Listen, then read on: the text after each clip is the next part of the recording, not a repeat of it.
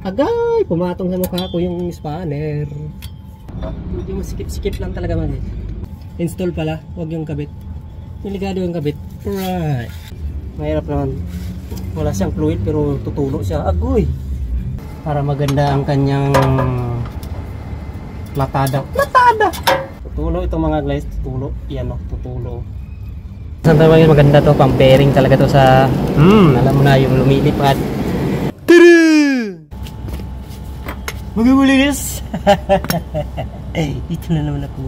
Nabaklas ko na mga kalinis. Mamaya papakita ko sa inyo paano i-install to. Ito ang problema natin mga kalinis. Ano nga pala ito mga kalinis?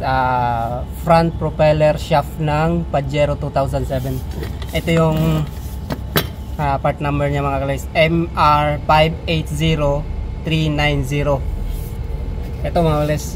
2007 mga kalinis. Itong 2007 na Pajero propeller shaft ng 2007 390. At ito naman yung sa ito ang ano natin mga kawilgis, hindi pwede natin gamitin yung sa Pajero 2012. Ito yung ano niya kawilgis, MR580388 part number niya. Hindi natin siya pwedeng ikabit dito sa 2007 mga kawilgis kasi ito mahaba itong sa 2007 mga guys, mahaba. Ayan o, pakita ko sa inyo. Mahaba. Ayan mga guys, oh. Mahaba. Ayan. Mahaba sa mga guys, mahaba yung sa 2007 na model Pajero. Kasi hindi mo siya pwedeng ikabit sa ang 2012, hindi pwedeng ikabit sa 2007 kasi maiksi yung sa 2012. Ito, ang sa 2007 390, 2012 388. So, ang problema natin mga guys, ito bigay sana ng tropo, makalibre sana tayo. Makalibre sana, kaso wala eh, hindi pinigabit kasi maiksi. Kaya ito na lang, gawa natin ng paraan to para malubricate natin kasi ang problema natin guys, ang problema natin dito, eto, laki ng play kasi wala nang lubricant. Ilulubricant natin ito mga guys. Subukan natin tanggalin. Tara! Tara!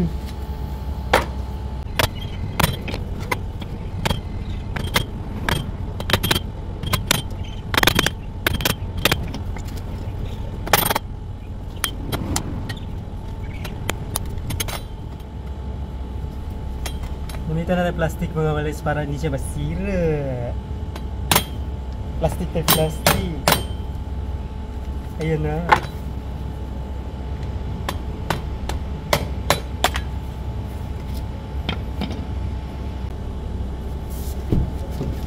Ito siya mga kalis. Silang sira na mga kalis. Yung bearing niya mga kalis. Sira na yung bearing niya. Ayan o. Hey. Sirang-sira na ang kanyang bearing. Kaya papalitan na natin. Ilulubricate pala. Linisin muna natin ito.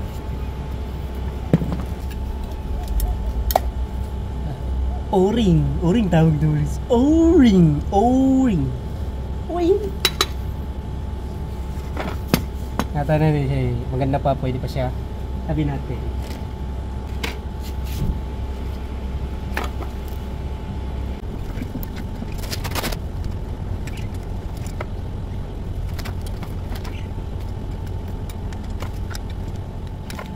Matigas na yung sealant niya mga guys, matigas. Oh.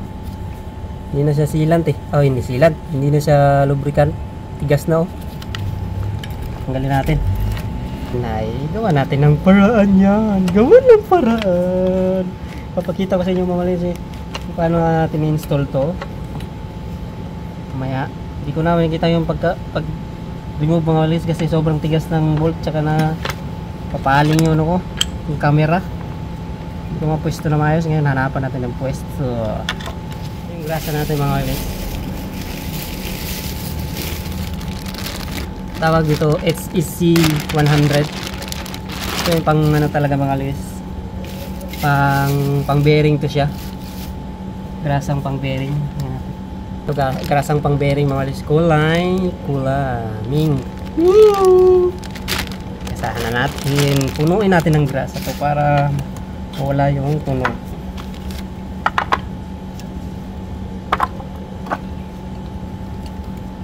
Sana natin.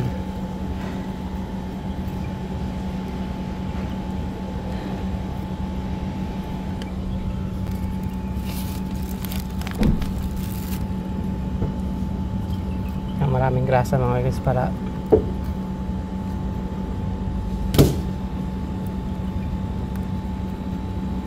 talaga siya tutunog. Lagyan natin maraming grasa.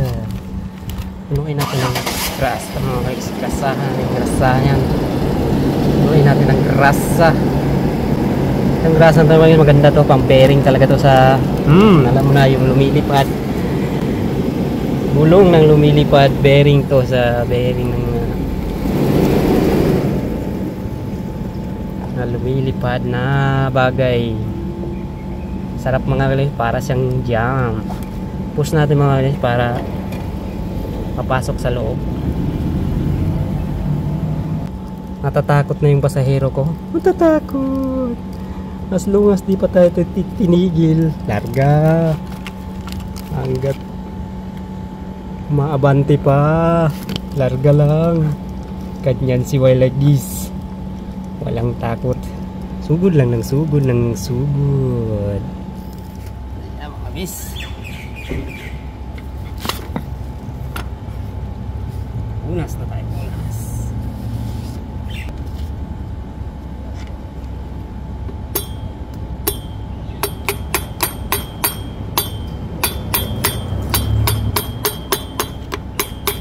Later. Ito na mga guys, install na natin itong ating torque tube. Install na natin ang ating mga torque tube para maganda ang labanan. Magandang labanan! At syempre, lubricate natin yung ating mga bolt. At ipasok muna natin ang ating torque tube mga guys. Lagyan natin ng konting lubricant dito sa ipupwesto muna natin.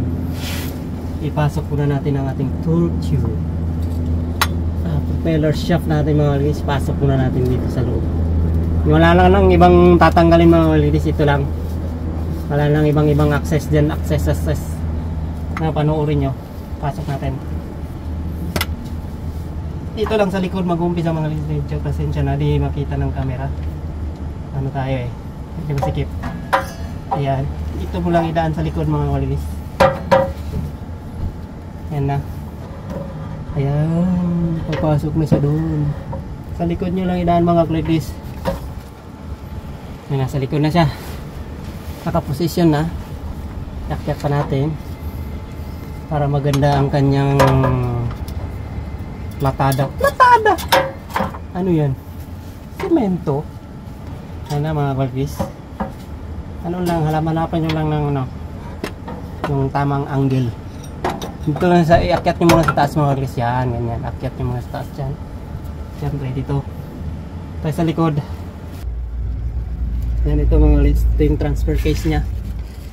Medyo may fluid mga ladies. Tanggalin natin yung fluid. Tsaka linis-linisin natin yung loob. Linisin natin mga guys. At tsaka lagyan natin ng konting lubricant. Yan. Medyo tumutulo kasi siya kanina. Nalagyan ko ng gloves muna. Pansamantagal. Pansamantagal. Eto mga guys. Tutulo ito mga guys. Tutulo. Yan o. Tutulo. Tutulo talaga yan kasi may fluid eh. Mahirap naman. Wala siyang fluid pero tutulo siya. Agoy. Ano natin yan? Linisin natin. Pati loob mga guys. Linisin natin loob. Para pag shoot natin mamaya. Shoot na shoot. Shoot na shoot. Siyempre, lubricate natin yan. Ayan na. Yung shining, shimmering na siya. Siyempre mga guys, mayroon tayong anti-corrosion na lubricant. Ito. Lagyan natin tong mga gilid-gilid niya para pag nagkiskisan siya, mabawasan natin yung corrosion mga guys. Ito, Corban 27L. Anti-corrosion to siya mga guys. Anti-corrosion. Inis na. Siyempre tanggalin na natin itong ating protection dito mga guys. Protection na nating torque shaft.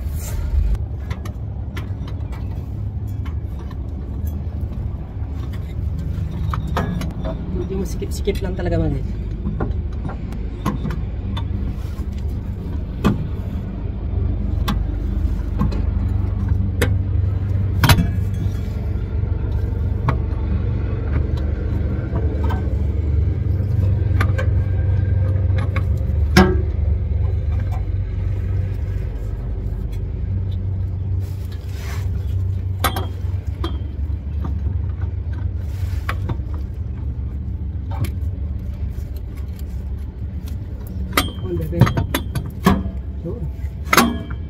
Yung pumasok na mga kalingis. Yung dito. Yan na, kabit na natin yung harap. Mga kalingis, kabit na natin. Install pala, huwag yung kabit. Delikado yung kabit. Right. Install pala, install. Hindi yung kabit. Kayo naman eh. Install. Kabit yan. Install natin yan. Install natin. Install. Siyempre yung bolt natin mga walis, lubricate na rin natin. Ito, lubricate natin mga bolt natin para pag tinanggal sa sunod ni matigas mga walis. Pero hindi tayo mahirapang tanggalin. Nagnanahan siya anti-corrosion mga walis, anti-corrosion to mga walis. Kasi alam mo na, puro tayo dagat-dagat. Kailangan natin ng i-lubricate para hindi kalawangin. I-lubricate lang ng i-lubricate yung mga dito. Ayan. Tapos ipasok na natin ang dapat ipasok. Ipasukin na natin to. Ipasok. Ipasok. I-align. Iikot ng konti. Ayan. Tapos manggagaling sa likod ang ating bolt. Wala, pumasok. Malis, pumasok. Pumasok sa butas. Kabila naman. Ohoy! Pumasok siya. Hindi siya pumasok. Pumasok! Pumasok siya mga friends. Pumasok. Lagyan muna natin ng washer at saka nut para hindi siya malaglag mga qualities. Lalagyan na natin yan. Para hindi siya malaglag ang ating nut. Okay, nut. Iwas laglag mga qualities. Na natin yan. Ganda, may lubricant mga qualities para hindi siya kalawangin. Ang ating repair na pansamantagal. Pansamantagal na repair. Kasi ginagamit lang naman itong mga qualities pag nag-off-road itong shaft na to. Nagamit lang siya pag nag-off-road. May tunog kasi mga qualities. Matatakot yung pasahero natin pag hindi natin to ayusin. Baka tumalon yung pasahero ko. Kasalanan ko pa. Kaya ayusin natin. Bawasan natin yung tunog. Gawan natin ng hinaan natin yung volume ng tunog. Alright! Hinaan ng tunog. Ano speaker? Yan. Yan ang mga kalis. Siyempre ibang bolt. Salpak na natin yung ibang bolt. Yung masikip-sikip lang siya ng yung bolt. Pero kung may tuling ka, may spanner ka mga kalis, madali lang siya.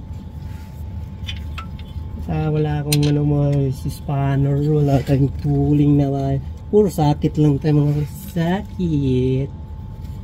Puro sakit lang tayo. At saka isang extension, maiksi pa yung short. Kailangan ko pa naman isang short na extension mga kalis. Pero kung may spanner naman, mabilis. Wala pa isang minuto. Wala isang minuto talaga. Siyempre na natin mga ladies, yung final round na natin do. Naglaglagan na yung mga kabuk sa mukha ko mga collectors. Pasensya na. Lalo tayong papangit ito. Alright! Papangit! Yan. Na-install na natin ang ating torque shop mga collectors. Ipakita natin yung ating final round mamaya-maya konti. At engage ko muna ito ng maayos na engage. Engage na maayos. Alright. Ayan. Hindi pwede kayo like this yung basta tira-tira lang. pansamantagal na repair to mga guys ha. Pansamantagal kasi wala tayong mahanap na pyesa at syempre kunwari walang mahanap na pyesa pero wala tayong budget. Wala tayong budget. Pitigpitan na natin ng konti para ano natin maganda na yung patamaan. Pigpitan na natin. Kailangan natin ng kontrahan to mga ulit. Kontrahan.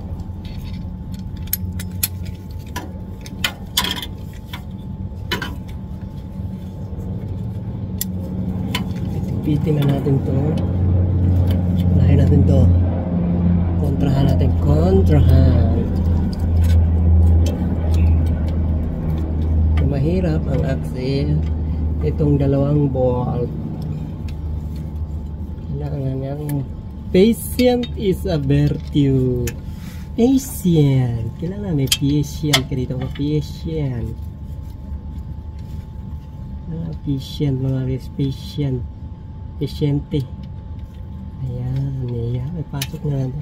Tigpitan na natin ng konti-kontiin. Ang mahigpit. Higpit-higpitin. Kailangan higpitan. Baka pag nag-off-road maiwan tong ating shop. Agay! Pumatong sa mukha ko yung spanner. Pumatong sa aking pagmumuka. Pag mo munang higpitan ng sagad mga guys, lipat muna tayo sa kabila. Pag higpitan mo to na mo hinigpitan mo agad, baka yung iba hindi pa nakapasok maayos, masisira yung ating torsiya. Kaya yan, ipadikit muna natin mga guys. Ipadikit yung sanggang dikit. Hindi pwede nang diretso higpit agad, masisira ang ating customer. Ay, sana nakita nyo yung mga moves natin mga guys. Medyo mahirap kasi mag-isa, may camera pa. Ito medyo masikip to, pero kaya. Itong dalawa lang medyo pero ang pag gusto may paraan. Wala na tayong ibang tinanggal mga guys. Maliban may isang cover lang pala. Isang cover kasi bumabangga yung tulay. So kung may spanner ka mga guys, di mo na kailangan tanggalin yon. Tinanggal ko lang kasi ang laki ng tuling ko. Wala tayong ibang tools. Yan, pwede tayo magigpit siya mga guys. Kasi dumikit na siya mga guys. Pwede na 1,000 pounds.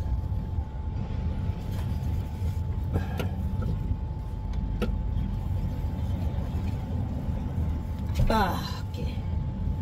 Ay pitik-pitin na, lipat tayo sa kabalain. Lipat tayo sa kabala. Sige.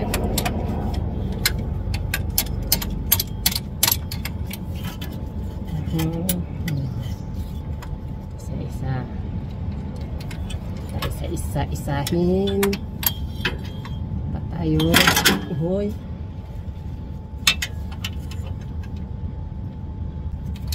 adjustable lang pang kontra natin guys. Adjustable. Tsaka ito natin kung kayang kontrahan na natin na kapangyarihan to. Kapangyarihan. Yan pwede.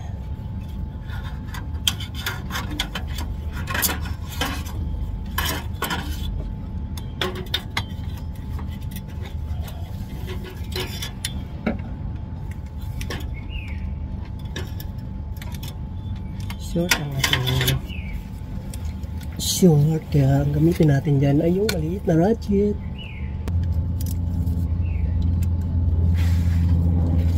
Titing.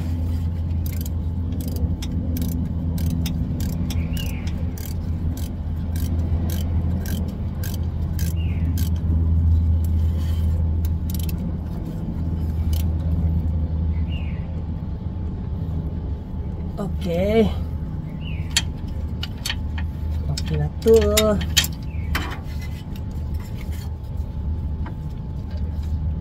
Ito lang isa. Yung final to.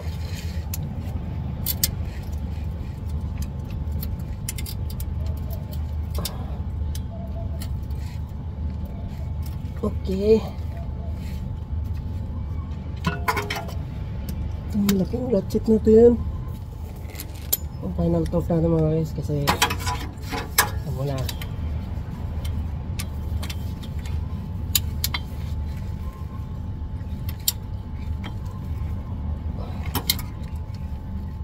Okay. Last. Sa baba, final torque na natin ito sa baba mga klinis. Final torque ang baba. Torque na natin isa mga klinis. Isa. Final torque natin ng isa-isa.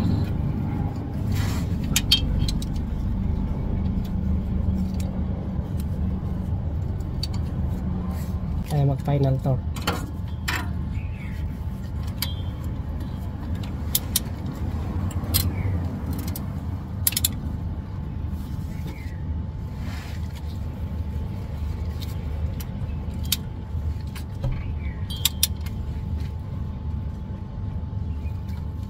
Okay, final torque. Kalas. Sa taas. Final torque na natin mga guys.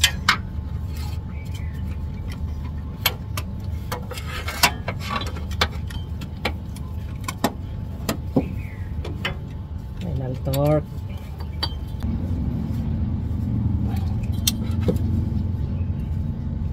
Okay, kalas. That's na mga guys. Solve.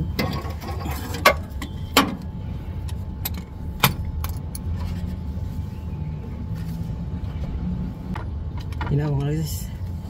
Linisin natin para iwas sa litabok. Hindi magdikit-dikit yung alikabok dito mga guys. That's na. Masamantalang repair.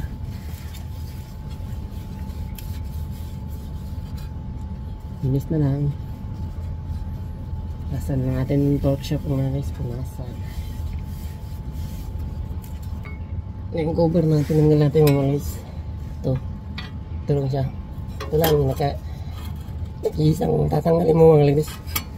Para access. Siyempre lubricate na rin natin itong bolt mga guys. Lubricate na natin. Ito yung anti-seize natin. Lubricate na natin to.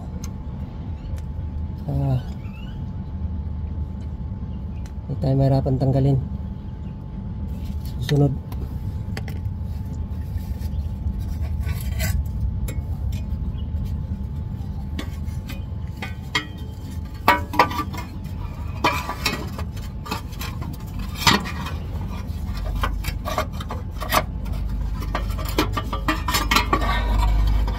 Tingnan sa mga guys, cover lang siya. Tingnan natin mga bolt.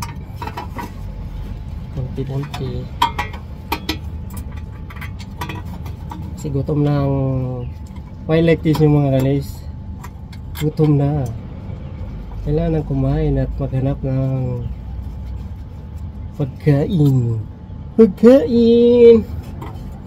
Ito na ako. I-install na natin to para wala nang kawala. Makawala pa eh.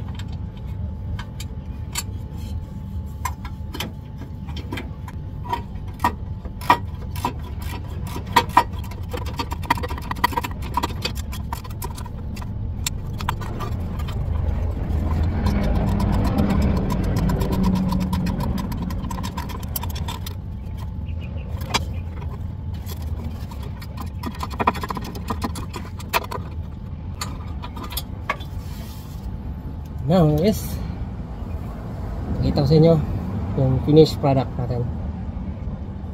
Ito yung finished product. Yan ang mga guys.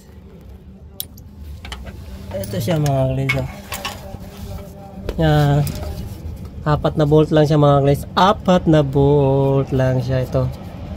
Yan, isa, dalawa, so apat. Ito mga bolt tayo. Kung lang siya, 10mm at saka 12mm at saka 14mm. Yung ulo niya 12mm. Yung nut 14mm. Ito yan. Yan yung torch shop na naman guys ito. Ayan. Ito yung cover na sinasabi ko mga guys. Ito lang tanggalin yung access. Ito. Yung cover na 3 bolt lang. Yan. 3 lang yan. Hanggang doon. Ito pansamantalang repair lang ito mga guys. Yan siya mga guys. Ito. Nilagyan ko ng kasi butas na yung rubber niya mga guys. Butas na yung rubber niya. Pansamantala nilagyan ko muna ng rubber na flexible. Tapos tinirap ko na lang. Sa off-road lang naman ginagamit ito mga guys. Yan na. Ito yung transfer case natin mga guys. Transfer case. Ayan. Transfer case. Yan. Transfer case natin ito mga guys. Ito transfer case. Transmission. Ito yung isang torque shop sa likod. Yan. Inaana. Yan. Maraming salamat sa guys. Panonood at tinabot yung ating video. Kaya sana may natutunan kayo sa ating video. Dito mga guys. Ano lang siya. Isang o-ring. May o-ring siya sa loob lang. Hindi ko na pinata yung o-ring sa loob kasi okay po naman siya. Saka luma pa kahit binalik lang ako lang kasi yung pag may bago na